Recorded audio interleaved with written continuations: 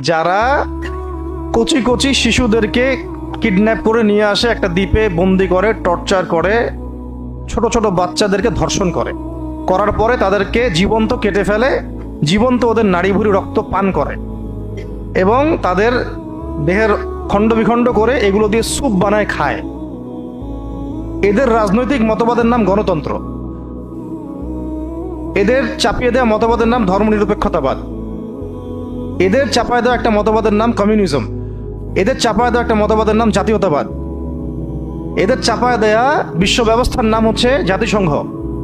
এদের চাপায় দেওয়া অর্থনৈতিক ব্যবস্থার নাম হচ্ছে যে World Bank, IMF, Federal Reserve, সুদভিত্তিক অর্থ ব্যবস্থা। এদের সামরিক বাহিনীর নাম ন্যাটো। এদের মিডিয়াগুলোর নাম BBC, CNN ইত্যাদি। এদের লেসপেন্সারগুলো বাংলাদেশের মাটিতে ঘোরাফেরা করছে। আর আমরা এমন গায়রতহীন হয়ে গেছি, ইমান হারা হয়ে গেছি, ইমান আমল আখলাকহীন হয়ে গেছি যে আমরা এইসবের পিছনে ছুটি আর কি, এদের পিছনে ছুটি।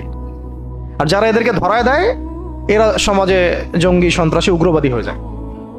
যারা এই সত্যগুলো উপস্থাপন করে, জনগণের সামনে তুলে ধরে এবং চোখ খোলার চেষ্টা করে, তারা হয়ে যায় জঙ্গি, সন্ত্রাসী এবং মৌলবাদী ইত্যাদি ইত্যাদি।